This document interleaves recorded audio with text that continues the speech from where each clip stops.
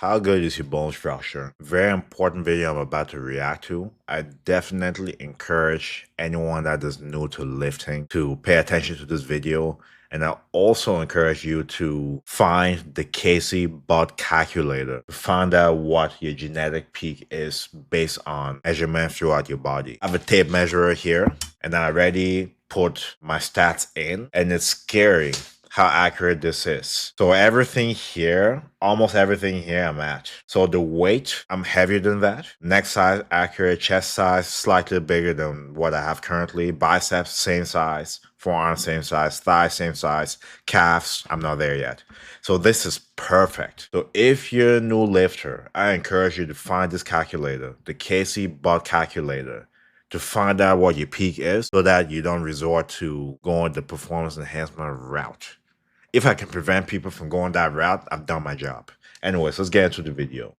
There's 4 different, VG being the Vitruvian model of genetics, and F is what we talked about last time. We did a whole video pretty much talking about your ability to put on muscle mass. That's it. It doesn't matter about where it goes, what it looks like, just how much raw muscle can you put on your body, your ability to do so, and then we assigned it a numerical score out of 30. The whole formula, by the way, this VG, the whole final score is going to be a nice 100 number. Essentially, at the end of this little mini video series, you'll be able to see out of 100 how good your genetics are. So it's time to move on to today's topic, B. We are talking about bone structure. It's very important to know your body type, to know how your bones are structured, not just to prevent you from going the performance enhancement route, but just for situational awareness, because it does impact how you train, what kinds of training works best for you. I know for my body type, for example, a mesomorph, strength and conditioning type of training would work the best for me. You know, bodybuilding added to it would work for me. If I were to train like somebody that does cross-country running, it wouldn't work for me because my body type doesn't quite cater to that. That's just one example. But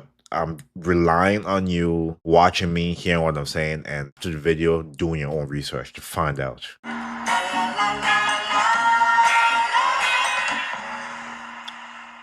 God, I love these commercials. I've seen it on Facebook. $1 million ticket in CBS. Do y'all remember that scene from Terminator 2, which, by the way, best movie ever, and if you disagree with me, then you're wrong, where Arnold Schwarzenegger had to prove to that, what's his name, that he's like a machine from the future. So he took a knife and he like cut. You know what's scary about all this? What if that's all true? No pun intended. A portion of his arm, like the fleshy muscle part, and he just tossed it away, unveiling like his robot hand, which was like the coolest thing I've ever seen. And that's interesting because I got nice here, because you could have all this muscle, you could train, you could eat, you can build everything, but at the end of the day, what it sits on, that like about this topic today, when we're talking about fat-free mass and we're talking about muscle, it was very difficult because it's hard when I'm using examples of individuals in the industry who are they're on something. They're taking gear, they're taking some performance-enhancing drug. Because if I throw it on screen, you might go like, why are you using him as an example when that's not natural? And you're right. And the second issue with that is because we can't really look at your fat-free mass, your ability to put on muscle mass, if you aren't actually somewhat closer towards being experienced, if you haven't put a few years into training, nutrition, and all that stuff. Because if you're in your first year, we can't analyze your genetics because we don't know. You have to, the closer you are to your genetic potential, the more and more accurate our estimation is going to be. Exactly. Honestly, it will take about a decade plus to get to that point. You will not get to that point your first 5 years. Your muscles need time to mature, and they need time to grow. You need to stick with specific programs for a long period of time before changing. And that's another thing I see with a lot of people that want to get results quickly. They change programs too often. They're not sticking to anything to see if it will work for them. You're not letting your body adapt to it before you make the changes. To reach that peak he's talking about, a decade plus, you're gonna have to be patient.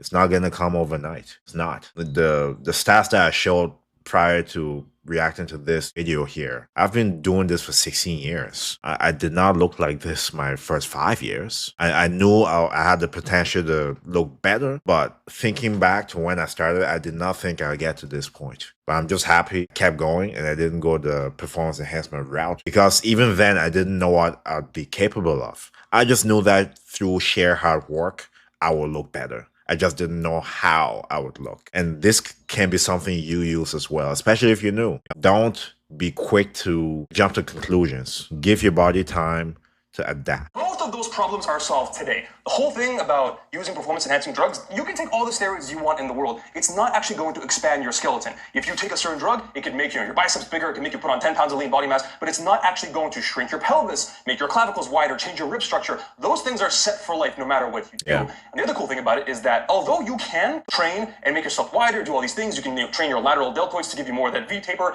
there are certain things you can do. It doesn't really matter whether you have been training for 10 years or 10 months. So this, technically, you'll be able to analyze at the end of this video. Anybody out there will be able to apply what I'm using and give yourself scores to how good you're. Let me see if that's the same formula. VGFB, this one. Let me see. No, it's different. It's using a different thing. But I definitely encourage anyone, find the KC butt calculator. Find it, please. If you're new, find it.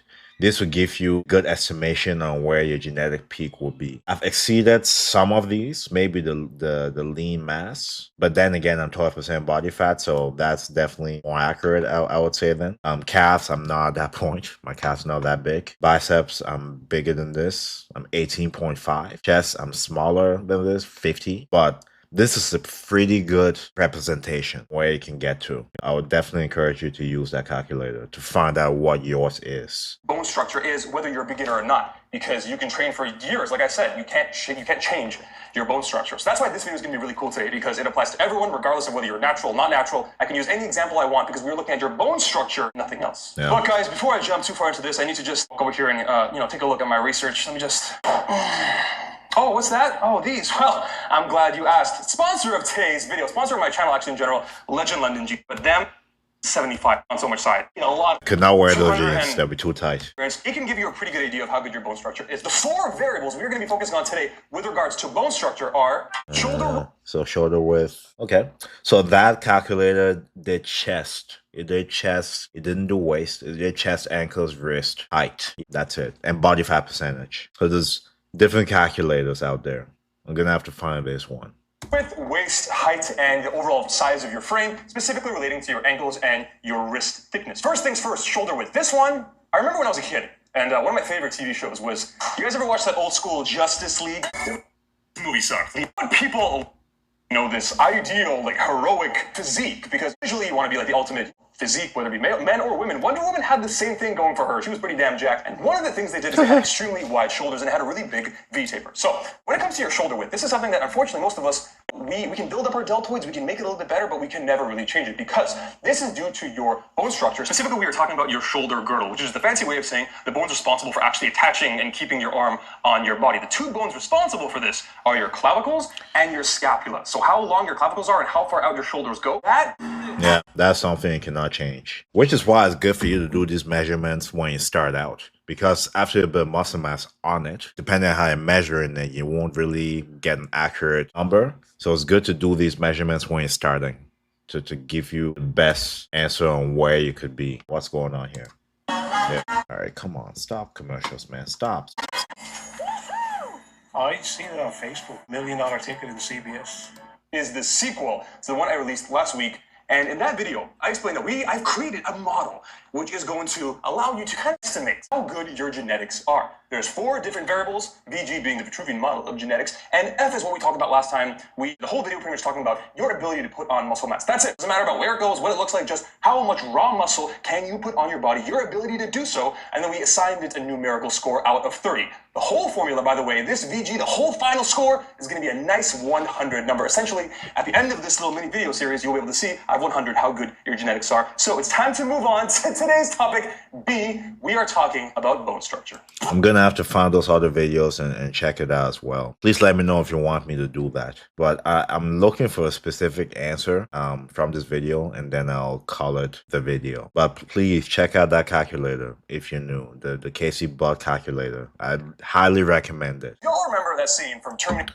I'll provide the link to that calculator in the description so that you can go check it out. 2, which by the way, best movie ever, and if you disagree with me, then you're wrong. Where Arnold Schwarzenegger Oh my God, what happened? Physique, because visually you want to be like the ultimate, physique. Watching this and you're thinking like, Igor, you're destroying my dreams because if I wasn't fortunate enough to be built with this, amazing bone structure, am I screwed? And the answer is no. Those people, they're lucky, but it's not the end of the world. A really good example of this would be someone like Callum Von Moger. I don't know if you guys know who that is. I'm gonna throw it up on screen. He's a popular bodybuilder. He's really got a good physique that really looks like something mid-70s, someone like Arnold or Franco Columbu, one of those classic bodybuilders. Yeah. So you guys may be thinking, Igor, this is a terrible example. The guy's got such a good physique. Like, what are you talking about? And the answer to that is obviously yes. However, if you were to actually look at his physique when he was a bit younger, when he was a teenager, take all that muscle that he built, take it off his frame, what do we actually see? And you'll notice that he's a bit of a taller and a bit more of like, not really a V, but a lankier, rectangular frame. He doesn't have the widest clavicles. So this is a good example of someone when they were young, but they didn't have this amazing bone structure where their shoulders are like 2 feet out. He was able to build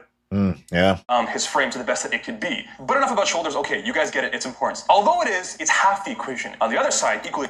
Even for me, I was actually like this, right? Building a big chest, building a bit back too, like making sure to build your lats to a good point, right? Also gives that good illusion. I've always had a very slim waist, but I've always been like this.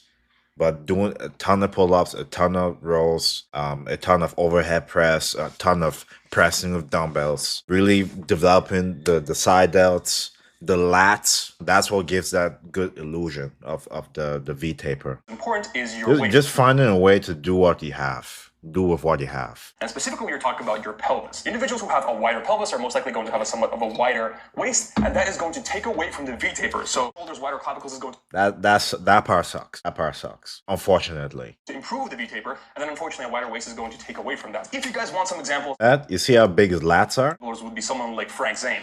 You see how big his lats are? Also, if you build a huge back, that will help the V taper. All right, a huge back. Nice side delts. That'll help a lot. Like pull-ups were my best friend. During COVID especially, when gyms weren't available, you can only do workouts at home. I bought a pull-up bar from Amazon. And every single day I was doing pull-ups. Anyways, I'm talking too much. Mr. Olympia from 1977 to 1979. This guy was known for not being the biggest guy on stage. He was only like 185 pounds, somewhere around 5'9". So comparing We're the same height. him to someone like Arnold Schwarzenegger at 235 and 6'2", it's interesting because this guy still plays extremely well. Look at the size difference.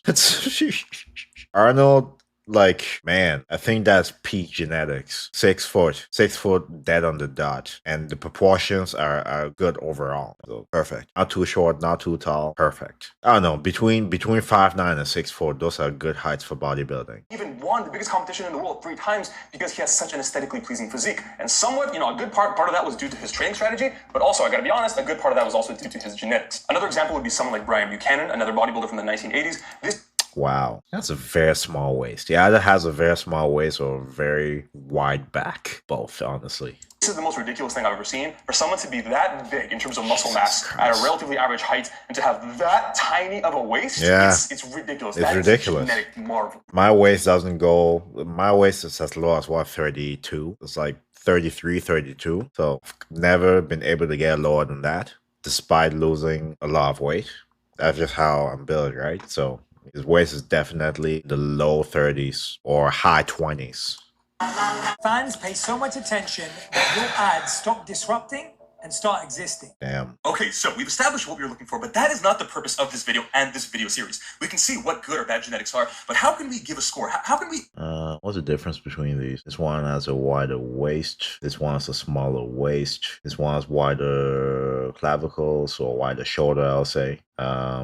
This looks like a mesomorph, ectomorph, endomorph, based on what I'm seeing. Quantitatively analyze this. So what we're going to do is, as you can tell here, this is the average physique. This is a guy with average shoulders, average clavicles, average everything. Yeah. This is an example of someone who isn't really that gifted. In fact, this is someone not the best genetics. And this is an example of someone who has mesomorph. Wider clavicles, wider shoulders, very small hips, very small waist. So let's look at some number to quantify this. If we were to get his shoulder measurement, pretty much if we were to take one Photoshop, draw a line across the shoulders, count the pixels, do the same for the waist. We can actually calculate something which is called the shoulder to waist ratio. Literally, count the pixels on the shoulder, count the pixels on the waist, divide the two, and we get a shoulder to waist ratio. And this is what we're going to be using to quantify mathematically how good someone's V-taper genetics are. And we can actually establish a score. I've done so here. It's 0 to 10. And as you increase your shoulder to waist ratio, you increase your score, with the average being somewhere in that 1.6, maybe 1.7 range. So without further ado, let's jump into a few examples. First on the docket, we have Chris Hemsworth, the actor who played Thor. I believe the screenshot... Honestly, it's not too amazing. What could I say about this? Anyway, let's keep going. All these examples I'm going to be using, guys, it's, bear with me, it's kind of hard to find an example of an actor or whatnot where they're standing even shirtless, and they're just facing camera perfectly. They're not twisting their body or whatnot. So Yeah. if we were to draw a line across his shoulders, repeat to a shoulder to waist ratio for Thor, coming out to 1.71, which is pretty good. According to our score system, that comes out to a 6, which is above average, and that's good. Obviously, you can tell there's a clearly See, I could tell by looking, right? I could tell by looking. a visually prominent V-taper, and I would hope so if you were going to play Thor, pretty much like the most kick-ass, like it's pretty much the Superman equivalents in the Marvel universe. So definitely a good physique, a good example of that. Next up, we got Hugh Jackman again. It's an okay photo, but he's a little bent over, he's a little twisted sideways. So bear with me, but we'll still give this a shot. If you were to repeat the calculations, get his shoulder measurement, get his waist measurement, this comes out to a shoulder to waist ratio of 1.70, very close to Chris Hemsworth. Once again, coming out to a score of 6. So as you can tell, guys, these actors who are playing superheroes definitely have to have somewhat at least above average V-tapers in regards to their physiques. Yeah. Next up, we got Superman. This is Henry Cavill from Man of Steel. I'll say his is better. Waist ratio comes out to 1.75. Yeah, I'd say it's better. Again, average score. It's crazy to tell. It's crazy. It's easy to tell. It's easy to tell. It may not be as lean, but you could tell. It's evident that's better based on this. The ratio thing is using, and you find that graph for that table. Now, give or take, it's range, but I'm just gonna give him a score of 70. So these guys, they look good, and not surprisingly, if you're playing a superhero, you better have at least an above average physique. However, they are actors, they are not bodybuilders, they are not meant to be like just crazy physiques. If you want to see someone who's an example of just something which is ludicrous, genetically speaking, and in terms of his training experience, everything, you've got David Lade, another fitness. That's insane. That's insane. Repeat the measurements by his waist. It comes out. That's insane. Honestly, when looking at a lot of these bodybuilders, especially the ones that were associated with Gymshark, don't think that by doing their program, you'll look exactly like that. You won't. You won't. Your bones doesn't give you the capability to look like this off the bat. So the danger of the fitness space, a lot of people that look great, advertising, if you train like me, you will look like me. False. I'll never tell you that. There's no way you will look like me. There's no way you'll look like him or anybody else. You will look the best to your capability, which is why I encourage you to use that calculator to see what your genetic peak will be. And from there, you can work your way up. But never look at another person and think that you can do what they're doing and look like them. Not happening. I'm not here to endorse that. If you're here to look for that, I suggest you go somewhere else. I am not kidding, guys. A shoulder to waist ratio, at least in this photo, of 2.02, That's which is mad. easily a perfect 10 score. Crazy. Mine is like, I'll say mine is 7. Mine's not 10. Not a chance. My waist is too big. 30, 33. That's a bit big. That's a bit big. I mean, in terms of his bone structure, this is one of the most ridiculous things, that I have ever seen. However, if you want to see someone who unfortunately probably wasn't gifted with the best genetics, at least in terms of his shoulder to waist ratio and the V-taper, you've got Vin Diesel from the Fast and Furious movie series. If you were to get his shoulders, get his waist, his shoulders actually they're not like narrow by any means. He's got a decently wide physique. However, his waist is a bit wider in terms of his pelvis and whatnot, and it comes out to a shoulder to waist ratio of 1.56, which is a score of 2. Damn. So definitely not the best, and in fact, I would say that for someone who does have a few years of training, is probably a little bit below average. But again, it's not his fault. It's just when you've got that wide waist, that wide pelvis. There's not much you can do against it. But guys, fine. Okay, I can talk the talk, but can I walk the walk? Let's do an example of myself. This is a photo of me, I believe, from June. Definitely one of my leanest points. I think I was at least 10% body fat or below. My shoulder to waist ratio comes out to 1.74, coming out to a score of 6, which rivals the other guys from the superhero movies, which I'm pretty happy with. However, one thing I do have to mention is that although my shoulder to waist ratio is not bad, my body's a little interesting because my waist is relatively thin and relatively narrow. However, my pelvis, my hips, which is a separate measurement, that's pretty wide. And I wanted to show you. So I'm thinking about it from the pelvis standpoint. Okay, let's see what he says. As people say, like, if you want to have a slimmer waist, a slimmer midsection, you just need to diet. This is an example of me clearly dieted down with a clearly visible six-pack serratus, a good body fat level, and yet my hips are still pretty wide because you can't diet away a pelvis. That's your bone structure. You can't Exactly. use this via diet and exercise. Exactly. The only way you can do this is if you get surgery, ask the guy to go in there and file down your pelvis, your actual bone structure, and obviously that's not gonna happen. Yeah. Get this out of here, man.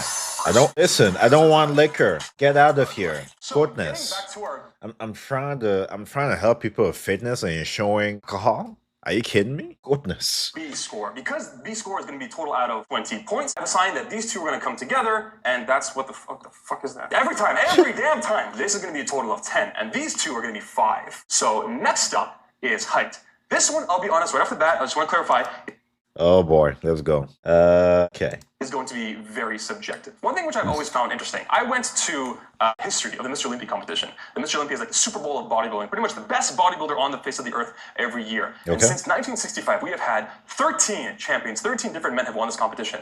And in that entire time, only Okay, this I'm thinking this is probably centimeters. Is this centimeters? Okay, let's see.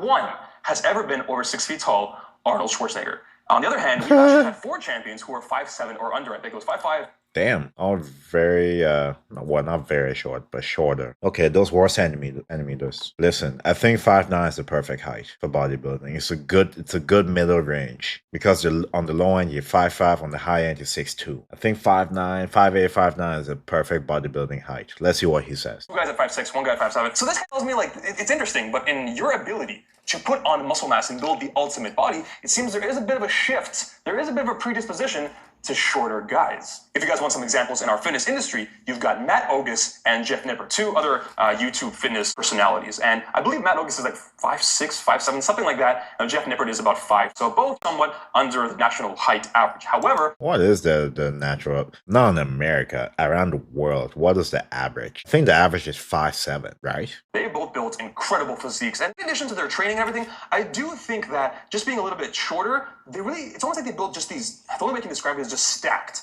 just thick, wide, stacked physiques. On the other hand, if you want to look at someone who might be a little bit taller, you've got someone like Student Aesthetics. I think he's about 6'1", maybe 6'2", and he's a big dude, don't get me wrong. I've sat next to him, I've trained with him, he's a pretty damn big guy. However, if you were to compare these individuals, Student Aesthetics, because of his longer stature, it definitely does give him a bit more of a elongated physique, and I think that he's had to work a little bit harder to put on muscle on his frame, as opposed to if he was like 5'9", for example. This is why height is difficult, because some people out there, they would much rather be taller. Maybe it's a little bit harder to put on muscle mass, but they don't care. If I can build a quality physique on a 6'2" frame, you're gonna look awesome. So this is why height is a very subjective score. This I'm gonna leave completely up to the user whenever they're doing this. If they are happy with their height and they think that they are the best height in terms of combination of being able to put on muscle mass and height aesthetics or whatever, give it a 5 out of 5. I'll leave it up. I think 5'9" is a perfect height, honestly, for bodybuilding. I would say between 5'9" and 6 foot exactly. There's not very many people like Arnold that would be above 6'2" or 6'2", and nah. Especially if you're natural, between 5'9" to 6 foot. That's perfect for building muscle. That's just my opinion. You can disagree if you want. The user's discretion. Finally, ankles and wrists. However, we're not just talking about that. We are discussing overall your frame size in terms of your overall bone structure. How thick are your bones? How big is your overall bone structure? An interesting example of this, there was a researcher, a fitness and exercise and nutrition researcher named Francis Holloway, and he actually looked at data and examples of athletes from all kinds of sports, judo, rugby, whatever, you name it. And he found that in the case of men, there is about a 5-to-1 ratio in terms of muscle mass to skeletal frame. So for every 1 kilo or 1 pound more of bone mass you have, that's going to correlate to 5 pounds more of muscle mass. And this is a pretty big. Really? That's interesting. Big deal. By the way, for women, that ratio was 4-to-1. But the reason I'm using ankles and wrists is because this is a very good way to estimate this. Again, guys, the whole point of this thing that I'm making here is because genetics is such a wishy-washy subjective term, and I wanted, to the best of my ability, to really give it a score just for fun, to really be able to quantify these things. And there was a really good example using ankles and wrist measurements. So there was a scientist named Casey Button. What he did is he pretty much looked at a lot of data concerning bodybuilders from like the golden old school age of bodybuilding. We're talking like Mr. Universe winners from like the 40s and 50s, Mr. America winners, all those guys. And he measured their ankles or wrists, and he got the measurements of all this stuff. And he pretty much tried to figure out a way that he can estimate based on how big your ankles and wrists are, your height, your estimated body fat percentage, and estimate. Basically, yeah, the Casey Bot calculator does all of that. So I encourage you to go to it. Don't forget. What your maximum muscle potential is in terms of lean body mass based on these things. So you can actually go, I'm gonna leave a link down in the description box below. You can actually go to this website where you put your number. Yep, I'll provide the same link below. This is exactly what I'm talking about. Thank you for mentioning it in the video. Thank you. In my case, 72 inches, 6 feet tall, estimated body fat percentage of right now, like something around like 15%. Not fat, not lean, just the regular average healthy dude. And my wrists are 6. Let me actually change my body fat percentage to higher. Let's see what changes. Okay, so I changed it to about 15%, right? because I want to overestimate a bit because we think that we're lower than we actually are. So I'll put it at 15 for this case. See how the numbers change. So okay, 195 lean mass. So what was it? I'm 10 pounds away, I guess. 10, 15 pounds away. Chest stayed the same, bicep stayed the same, forearm stayed the same, calf stayed the same, thighs stayed the same. Okay, so I'll make sure to have this in the descriptions for you to go to it. Please don't forget. 6.8 inches in circumference. My ankles are 8.6 if I remember correctly. Maybe it was 8.5, I can't remember. And this came out to my maximum muscle potential at 15%. Wow, okay, damn. Okay, it didn't give me this though, so I'm gonna have to chest. Okay, my calves. Actually, my calves are probably at this point already. Forearms, yes. Body fat to be around 219 pounds. But I gotta be honest, this is just one source. And I do think that that's a bit high because 219 pounds at a reasonable body fat percentage for me, that's a lot. That's like me still being able to put on 20 pounds of lean body mass on top of my frame, which I have right now. I honestly think, in my opinion, I may have like another 4, 5, 6 pounds of muscle mass that I couldn't put on. Again, I've been training for over 12 years. But again, this is just a cool way of looking at it. So this I think the one I have is more accurate. Makes sense so far. Obviously, your muscle size is going to be correlated somewhat to your overall bone structure in your frame. But what is a big? In this example, anything with like 1.9. Just because I've always felt that. Anyways, I believe we got to the point of the video where it gave you enough information to encourage you to go to that calculator. But that's it for my video. Thank you so much for reacting with me. What did you learn in this video? Are you going to go to the calculator to see what your potential is? What will you do with that information? Thank you so much. Make sure to subscribe for more videos. Stay tuned for more videos and let me know what other videos to do. May God bless you and I'll catch you next video. Metro Boomin want some more, nigga.